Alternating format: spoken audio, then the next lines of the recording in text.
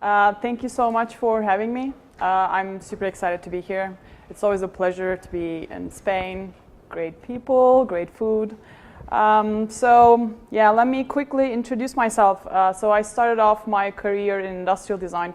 I started designing furniture, gadgets, appliances, and things like that.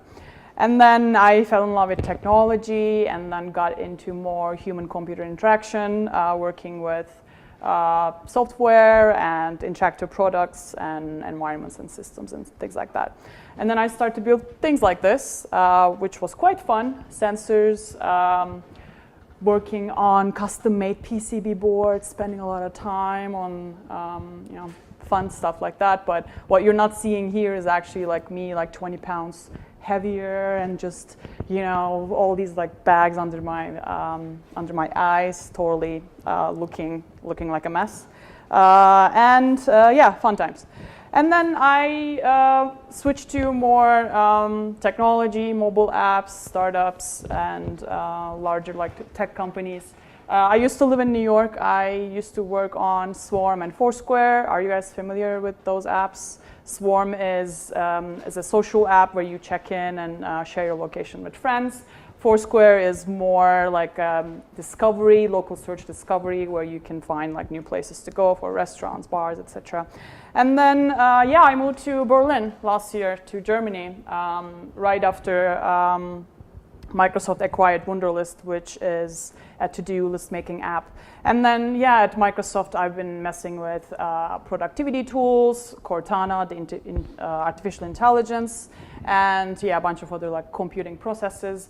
And recently, actually, surprise, surprise, I left my position and joining InVision next week. I'm super, super excited to get into the whole new world of design tools and systems.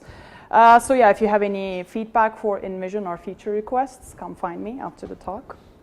Let's dive in. So change is the only constant in life, right? Like our lives are changing super fast. We are living in a really, really strange world where things are just speaking to us and technologies blooming everywhere. Display technologies are getting even more complicated, more sophisticated. And now screens are fading back into the background. And now there are all these new novelties like wearables, voice-activated interfaces, and bots are all coming at from all directions. So today, in the next like 45 minutes or so, I'll be talking about these three things. I will dive into these novel interactions, different models, exploring the foundations of sensing, learning, making decisions, and then talk about how to humanize these super strange, weird technologies, and then close up with a few guiding principles that also helped me as a designer to be more future-proof. So as designers and product people, how many designers do I have in the room? All right, more dev-heavy, I'm assuming. Product managers? I'm just going to call us like product people. Are we cool with that? Do you have any other suggestions? All right, product people, period. So as product people, we are craftsmen, right? We are working on our crafts, tools that evolve with us, evolve with humans, and become extensions of us. And we make software that is relatable to humans, hopefully, right? We translate these real-world interactions into digital experiences, and we remove the artificial from our crafts. And innovation doesn't happen just with equations or numbers and all these like systematic symbols and things like that. It's actually coming from a very, very human place. And similarly, as creators and inventors of the future, fueling innovation, we should start with looking at our discipline as an intersection of technology, science, cognition, psychology, and art coming all together to make beautiful things, make usable things. And we are opinionated, gutsy people that rely on our like opinions, but at the same time, we are quite scientific, relying on data, relying on user insights, and we sometimes like kill the designs and the products by the sword of data. And interface is a craft as well, right? To define it very simply, it's a way for humans to control and communicate with machines. And it all started with these command lines, right? And funny thing. We are coming back to this command line after decades. And back in the days, whoever had some computing, some machine in their house, in their companies, in their offices, they used to interact with this command line. And this was the only graphical user interface that was available. And then this graphical user interface evolved into something that developers just love to use, right? Like terminal or all these like slash-based like commands and everything. And you know, it was faster, it was more powerful, familiar for more like developers. And now it's becoming popular again. Like we all love these slash Giphy, and then you know, we have our like little battles for who's gonna throw in the funniest GIF. And yeah, messaging is becoming a very dominant way of communication. Everybody's now relying on these like inputs for line inputs for communication and messaging. So this boring command line interaction from decades ago that turned into uncool, and now it's becoming cool again. Similarly, like this guy. Do you guys remember this guy? It used to be like the coolest kid around, right? Like it was popping up and telling us, supporting us in whatever complex activity that we are in. It was helping us navigate through, again, like actions and complex data. And then it started to get a little annoying. Like, let's be honest. Yeah, I represent the company, but you can say your real feelings. I sometimes feel the same way too. It was annoying, it was disruptive. But again, like funny thing, everybody's trying to build the next Clippy. Minus the disruption and annoyance. But yeah, now like user experience is being redefined, and now all designers or like product people, we are striving for developing things that are easy to learn, that doesn't really come with a huge like learning curve. Like why don't we just use language as the main interface, because language is the human interface. This is how we interact with each other. So why don't we use the same model, the same principle for communicating with machines? And you know, when this is all like happening, we sometimes feel a little like weirded out by that. But if you remember the first time when we started to get our smartphones, it was weird back then too, right? Like it was rude socially, like we were always like staring at our phones instead of talking to one another, and then it became a norm, right? Now we even jump from one device to another. Now we are all like ninjas typing, and you know, we can have like multitasking while playing with our phones and games and doing all these things. So when the technology that we create dramatically altering our existence and altering the way we live, what can we do other than embracing it, and but still questioning how we can make it better, how we can make it more human and more useful without losing the meaning and the actual intention. And now we are living in the era of smart. So passive objects in everyday life is gaining intelligence.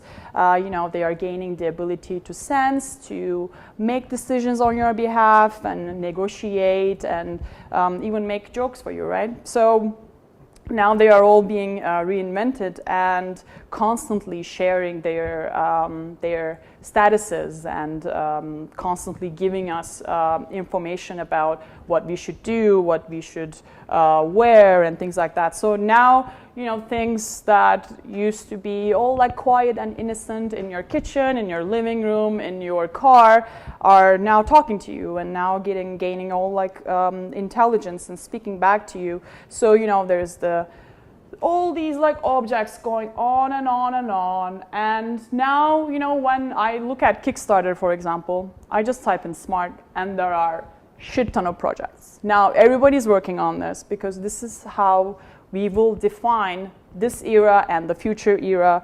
And yeah, it's time to really get our hands all dirty and messy and look at what we can do with all these strange novelties. You know, we have all these technologies, and we also have a lot of problems. I mean, we all know this orange man, you know, ruining the world with his tiny hands. And you know, apart from this guy, we also have climate change. We have crime, we have less resources. We are all suffering from like the scarcity of resources, and are we ready to tackle all these as product people? But don't worry, as designers, as product people, developers, we are here to solve problems, right? And now our role is also shifting from just like nudging pixels and making things like pretty. We are becoming the inventors of also social conscious of these services. So when we have also technology is helping us too in a way that now the world is all flat. I'm here talking to you guys. We are collaborating with people that are in Israel, in India, in Seattle, and and 50 billion devices are now like connected to each other. Everybody has their like phones in their pocket, and cloud computing. All of these things are getting together and helping us tackle all these challenges and the Orange Man. So now I want to talk about these like novelties and dive into what I mean by all these like exciting things that are happening around us, and talk a little bit about like the network of these physical objects and devices and spaces, and then jump to how to humanize all these frightening new technologies. So objects like Nest is quite common now, right? Like it's a little like creepy, but yes, it also does a lot for us. Like it knows when we are home, it knows when we are away from home, our room temperature preferences, when we go to bed.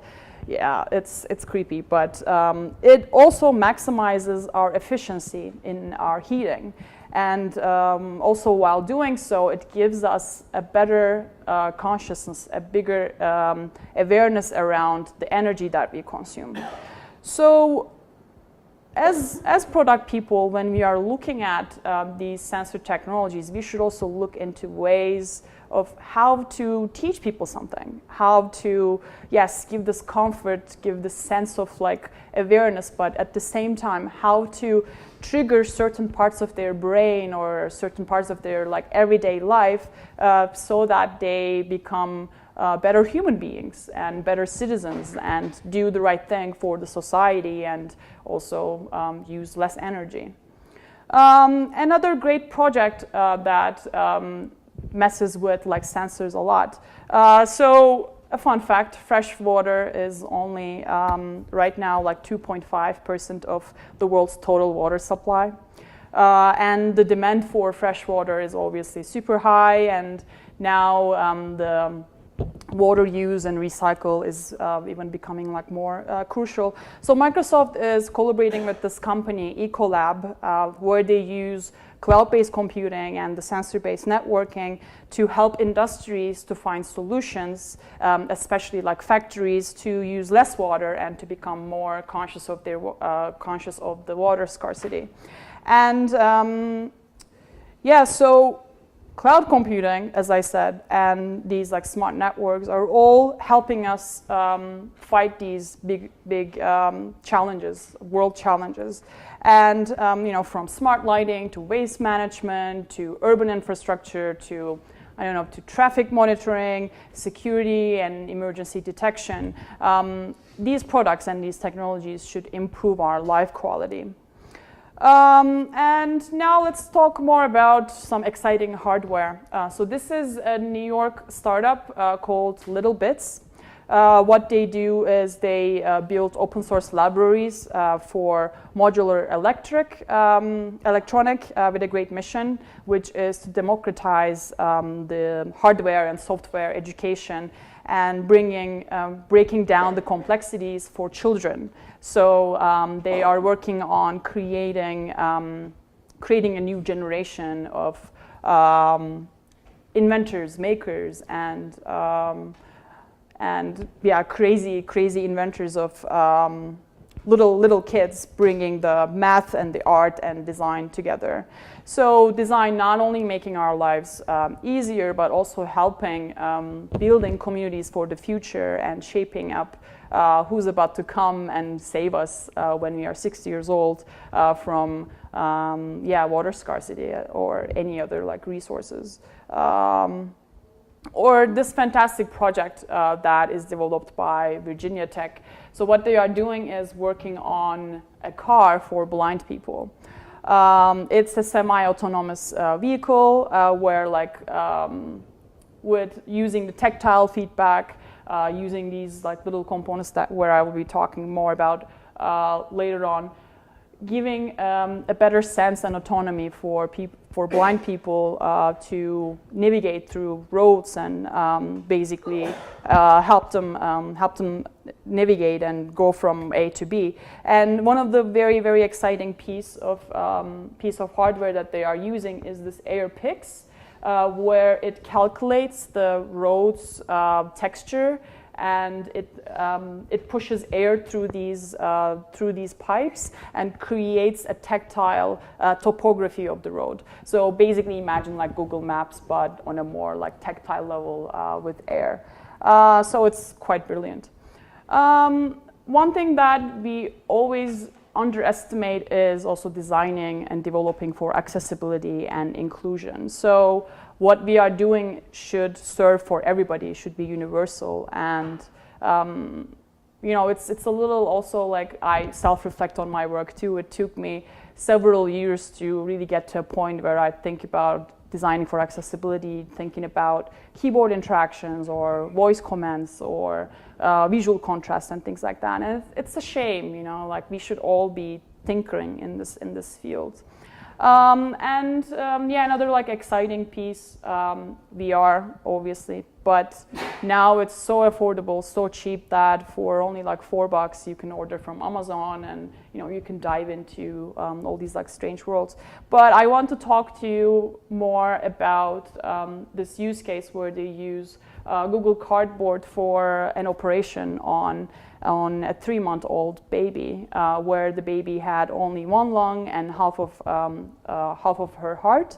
Without this technology, the doctors would have been totally like lost about how to operate. But doctors collaborated with these like creative technologists and 3D image makers.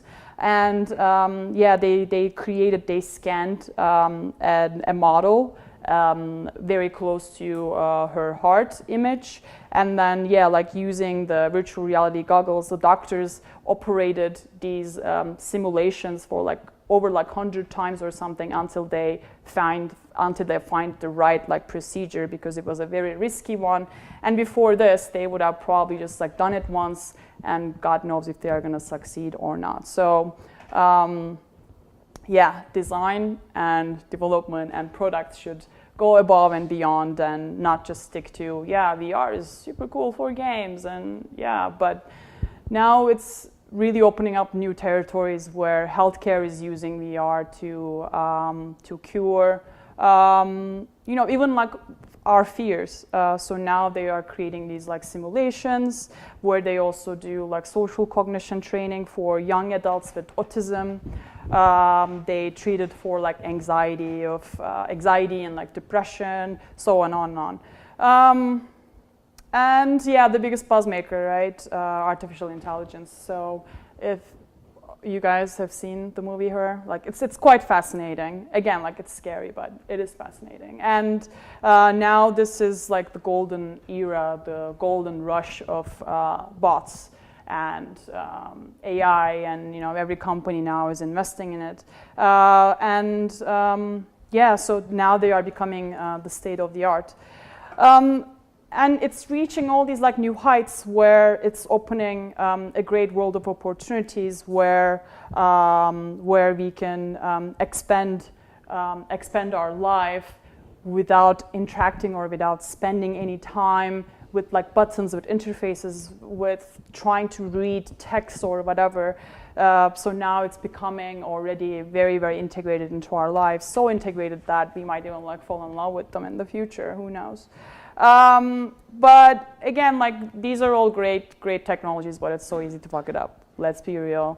We read all these news, or we witness our friends' processes where you see technology is great, but getting in the way of pushing something feasible that also understands, anticipates the human needs in a very clear, meaningful way.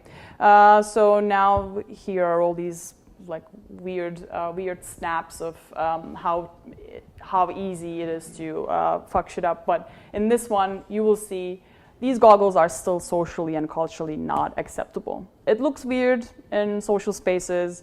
This guy knows it's weird. The woman next to him probably thinks it's weird. And when is it going to be acceptable? Also, there's this really funky story of a Roomba almost killing its owner. So algorithms totally messing things up. Roomba attacks the woman when she was sleeping on the floor and started to pull her hair. And yeah, she couldn't even call the ER. She was almost like dying until like her friend came into the room, and then they also like called like the neighbors and everything, and then tried to save her. And how many of you guys remember Tay, the chatbot that Microsoft built? Yeah, well, it's a story of success and failure in less than a day.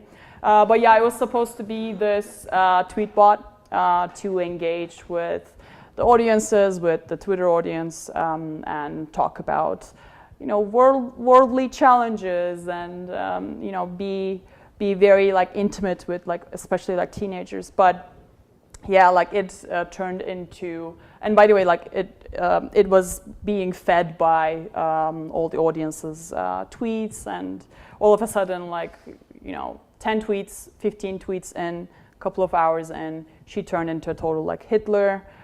She became a very sexist, misogynist, racist bot, and like I said, this just took a few hours to turn things into mess. And again, like from a very like security and intimacy perspective, it's easy to again like mess with people's lives because we are so integrated into the kind of temperature they like, when they go to the bathroom, when they are coming, how much time they spend from like work to home. When this is the today and sort of like upcoming future of high quality yet creepy and increasingly complex interactivity, where does this leave us? So I always get this like question from designers too, so we talk about interaction where the screen is getting out of the way. Now maybe interface is becoming irrelevant. So where does this leave us? So are we just becoming irrelevant as product people, or are bots going to take our job? But obviously the answer is no. We are still here. Bridging the gap between humans and machines, and we are trying to build this deeper empathy, connection, and communication in between these two worlds. So now in this part of my talk, I would like to share a few principles that help me out to be more ready for the future. We already talked about bots, AI, and screenless interactions. And when that's the case, conversation is becoming the interface, and experience design is becoming a question of how to craft a system that listens and speaks back. So when all of this is happening, our challenge is how to boil this entire system of networks and experiences into like a digital genie that speak to you. And you see this shift in the understanding and the whole like new Silicon Valley business, where there's this high conscious of art, design, liberal sciences, social sciences coming all together and building the next generation of interactive tools. And now all these big companies are hiring poets, hiring screenwriters, storytellers to work on AI. And interestingly now, AI is driven by collaborations between ethnographic researchers and poets and engineers, and personality is becoming the new UX. And now every interaction is becoming a conversation between users and products. So yeah, let's not forget that design is a conversation, and even when the designer or the developer is not in the room, that conversation exists forever and ever. So at this point, speaking human is divine and being direct. For that, we cared a lot about this human side of the experience for Swarm a lot. We wanted Swarm to have a personality, to, I don't know, say sorry when it fucks up, or congratulate you when you achieve something good, or when you're having a bad day, adding some like humor and sarcasm into your day. And yeah, to be able to get there, we worked a lot on the copy, we worked a lot with storytellers and creative copywriters, and yeah, we wanted this experience to be, like a mix of like telling a tale, a fairy tale with humor, sarcasm, and a little bit of smart.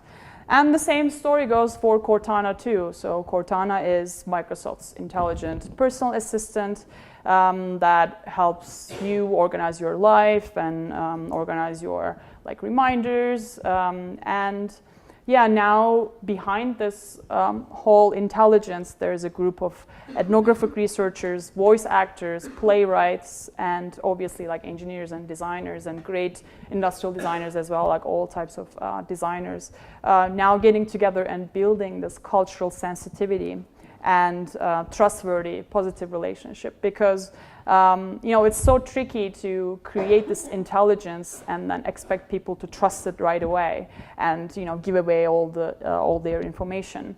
But that voice was very crucial, and it still is. And she can be funny. Next time you have you encounter Cortana, like try to ask her who her daddy is, she would say Bill Gates, or like what are you wearing, like a phone, you like it. So interaction is very dialogue driven, and she tried to be funny most of the time to sort of like break the ice of the machine. So second principle, we should design and build experiences that are personalized and contextual to meet users' unique needs, and based on their surrounding, based on their situation and context of use.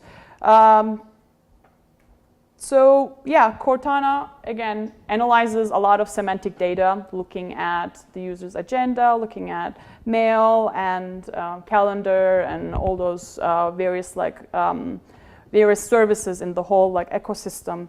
And it tries to perform actions on the user's behalf.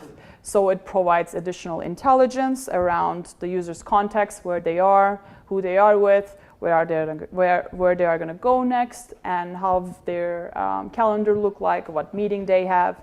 And then, here you can see she is suggesting, she knows that the user has a flight to catch, and now she's suggesting all these information that might be helpful for her and helpful for the person, for the user, and then performing all these like actions on the user's behalf without using any touch or any like activated comments. So, and also in order to do so, it starts with the right approach, inspired by the actual like human assistants. So when you look at an actual assistant, she wouldn't just tell you like, oh yeah, and the next meeting is an hour, like be ready for that. She also gives you, he or she would also give you, all these like little surrounding information that might help you guide, navigate through your day. Like, hey, like we are expecting rain in the afternoon, grab your umbrella, don't forget that. Or, hey, like it's your wife's like birthday tonight, don't forget to buy flowers, don't be an asshole, buy a flower. So yeah, in the same sense, Cortana is looking at the user's preferences and looking at the habits, and not only giving you the information that you explicitly need, but also give you supplementary supportive information that you might find helpful. But again, let me point out like one thing. This is where we tune down and balance the creepiness by everything is still in user's control. You can turn on and off what kind of information you want to see, and if it gets annoying, you can also change the frequency of Cortana reaching out to you and reminding you things.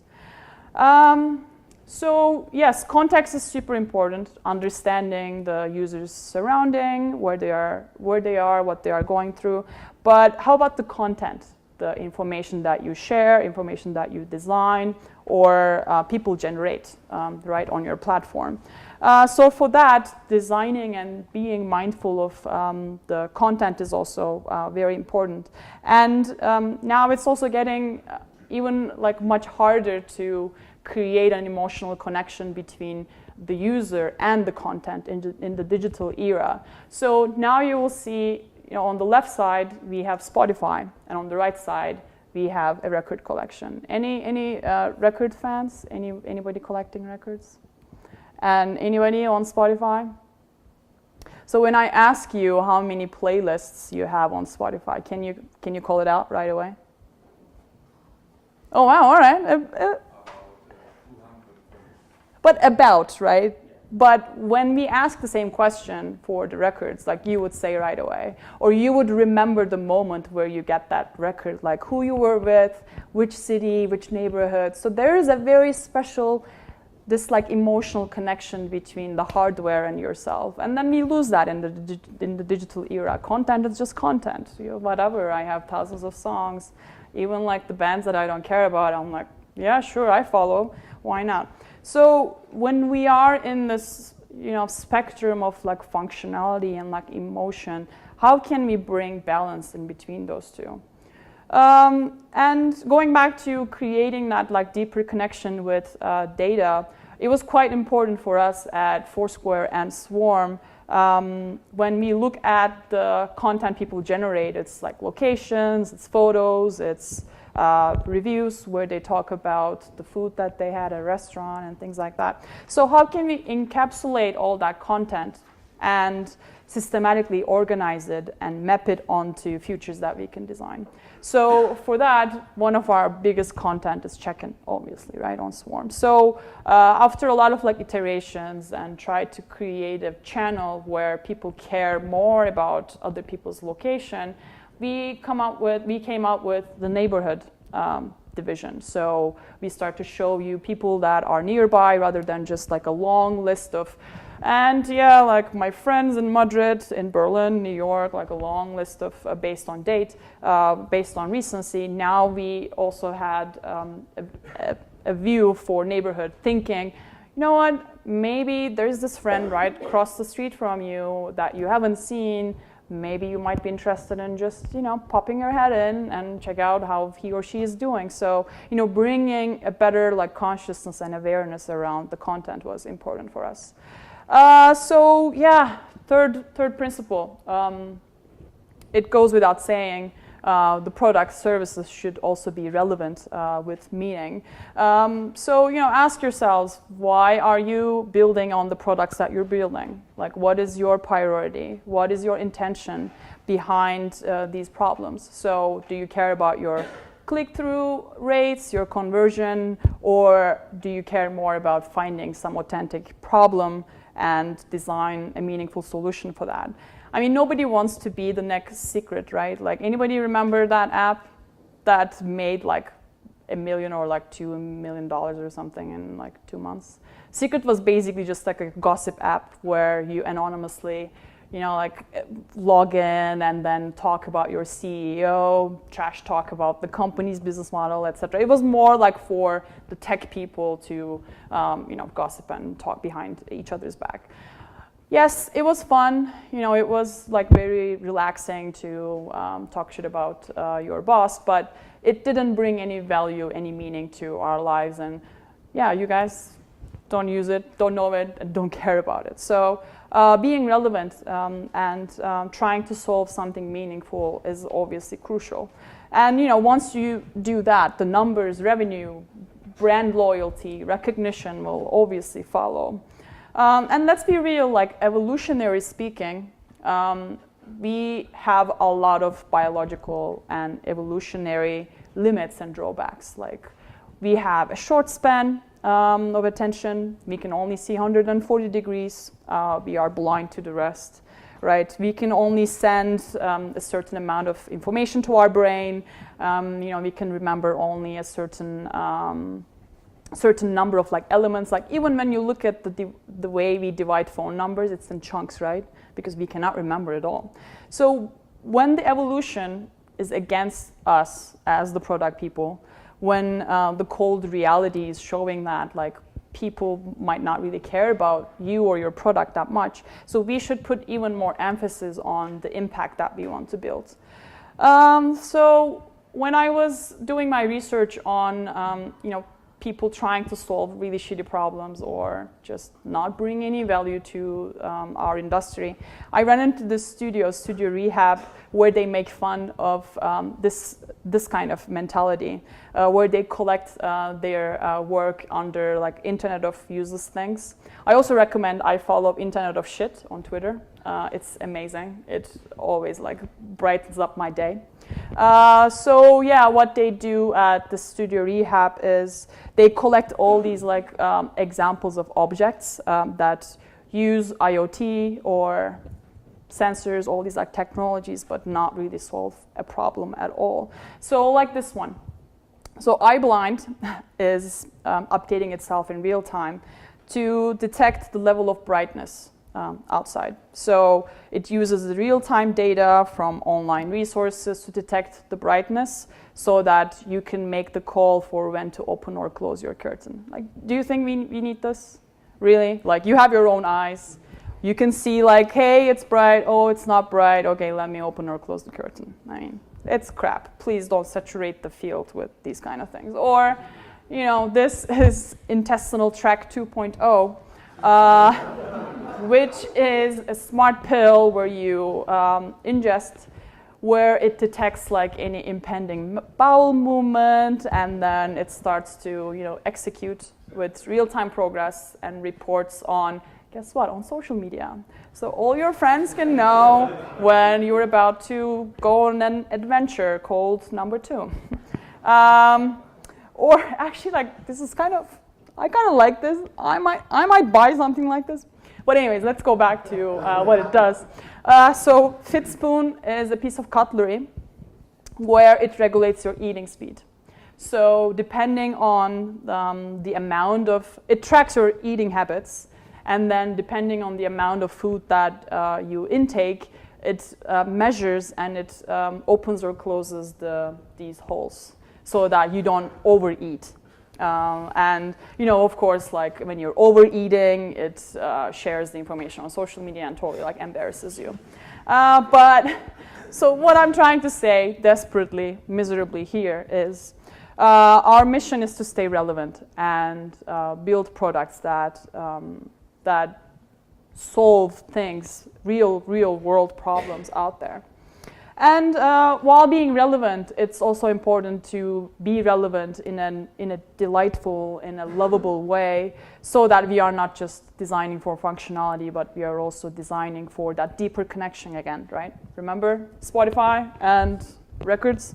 So when I joined the Wunderlist team, in design reviews and like critiques, I heard this a lot, like, make it more like Disney, make it more like Pixar. I'm like, what are you guys talking about? And then it started to become like more obvious to me, because when you look at the work that Pixar does is bringing the art and technology and the science and just mixing it up with pure magic and wonder and surprise, and they've been always like so great at this, and they make you fall in love with a freaking like garbage collector. Like, look at the eyes, look at the reflection, look at all the like physics that go into it, and something so mundane becomes so lively all of a sudden. And so in that sense, for Wunderlist, we were working a lot on becoming more, again, like aware of these like little big details, and invested more in these like motions. So what really gives soul to a product is these little details. I know the developers in the room might start rolling their eyes and like, here we go again, a designer talking about animation. But at the end, this is where that like little layer that is always underestimated comes in and make you stand out in the App Store. Like, so Wunderlist is a to-do app. When you search for a to-do app on Apple Store, on App Store, Google Store, everywhere, there are hundreds and hundreds of them. And they all have this like tick, this check mark on their branding, and they're all doing pretty much like the same thing. But the reason why Microsoft acquired a company like this, a team of like 50 people, was because of this. Because it was different, because it was unique, and it made people feel special. So, all right, let's talk about also being effortless. So like I said, we all have our limitations, right? Like we can only see this much, we can only remember this much. So people don't have any patience for anything at all right now. Downloading multiple apps or jumping from one thing to another, they want the information ready and accessible for them. So how can we get to that point where experiences are effortless? And effortless meaning also like magic. Like I really love this quote from Arthur C. Clarke, Brave New World. He talks about like any sufficiently advanced technology is undistinguishable from magic. So that's how I see also our work. And the perfect example for that is the Disney's Magic Band. Any of you guys seen it or heard about it? I haven't been to Disney World yet. I think I'm gonna do it. Maybe when I turn like 40 or something and just like celebrate my years of not being in Disney World as a child. But yeah, anyways, like, so this is this like wristband that the visitors put on. It already knows like what machines you want to try, what you want to eat for lunch. Like how you can also like connect your wallet into it. And normally like we all hate entertainment amusement parks, right? Because of what? Waiting in lines or for waiting for like service. But with this band, you just swipe it, you sit in a restaurant, and 2 minutes later, the waiter would already bring the food that you wanted. So, or like you don't have to wait in lines to pay for something. It already like with one swipe, like it collects all like the cash from the band and everything. So there's a reason why they're calling it Magic Band, because it's magic. And I love, again, like I really appreciate how Luke Roblowski puts it in a way when he talks about friction-free world. So getting in the way of a speeding freight train is usually doesn't end well. So don't be that product person that gets in the way of those two. Instead of inviting people to your product or to your experience, go there, be there when they need you. A good example is Facebook and Uber integration. So now there is a broad shift in the whole like developer ecosystem where we can distribute all these like little nuggets of experiences within this larger ecosystem, and all of a sudden like those two mega companies are working together. So now you are talking to your friend on Messenger and you want to meet somewhere, and then you can easily like call a cab from the message canvas right away. So this is effortless. This is already right at the spot happening. It's seamless and it doesn't disrupt the experience. So in that sense, user interface designers designed the interface, and as us, interaction and user experience designers, we avoid the interface. And I will always remember my professor back in the days telling me no interaction is the best interaction at all. I try to live this philosophy in my work as well. And now, last but not least, also I'm gonna nerd out on my history in my past as an industrial designer. But this is one of my favorites, thinking like an industrial designer to be more future-proof. So now we are living in a device apocalypse, right? I talked about it briefly. We are jumping from one device to another, and now we are crafting these experiences for multiple form factors. So now, considering how the interface and pixels will look like, it's also important how it will feel in hand ergonomically. So think about the data as a physical entity. something that we touch, something that we can manipulate. And when we talk about smart objects, we still think about interactions to be physical, right? We always drove inspiration from, swipe the screen like you do it in real life, or like imagine like this is happening like we used to see in other parts of our like everyday interactions within the real world. So it's important to think about dimension, about touch, about tactile experiences and affordances. Because the user interface of the future will not even have any pixels, right? Who knows? So this is a project from MIT Media Lab called Inform, which is a dynamic shape display that can render 3D content physically, so that users can interact with digital information in real life in a very tangible way. So Inform can also interact with the physical and digital world around you, you can move things on the surface by basically just going with holding, basically how you hold or like move things in real life. And you see that philosophy also being manifested in design languages, in design frameworks, where we are all encouraged to think about experiences as metaphors, as layers. Like this is very similar to Google's material design, for example, right? Like we see content as atomic units with possible actions like attached to them. So this also helps us a lot to think in terms of units, in terms of hierarchy.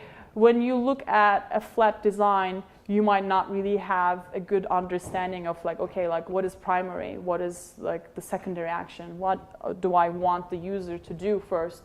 But when you start thinking in a more like physical way and then layer out all the information, then you have a better understanding of like, okay, like the most important strong thing should be put over here versus less important thing should be turned down a little, like in the hierarchy layer system. So it helps a lot to prioritize the content and design the hierarchy. So I would like to close on a high note. We always talk about systems, components, and constraints, but it's important to also push the limits, the boundaries of technology, and go above and beyond. So I have a huge crush on Charles Eames. He is this iconic like industrial designer from early 20th century. So in an interview, they talk about all these like problems and like all these like constraints, but at the end, the person asked him about like, so does design obey laws? Should design obey laws? But we already have our physical constraints, and that's enough. And that already like shape up the way we think. But beyond that, we should be more curious. We should be more creative. We should be more passionate about what we do. And yes, respect the constraints, but the rest is also in our heads, in our creative minds. And intuitive is great. We all go for these consistent experiences, intuitive experiences. But guess what? When Apple designed the very first mouse, it came with a 5-minute video tutorial. And imagine how intuitive it is today, right? Like everybody, even a cat knows how to interact with a mouse. So what I'm trying to say here is sometimes we need to take risks. Sometimes we need to go above and beyond and break some rules while still respecting the constraints, and build our own methodology. The world is a big canvas, and we are all beginners. So thank you so much for being here and listening to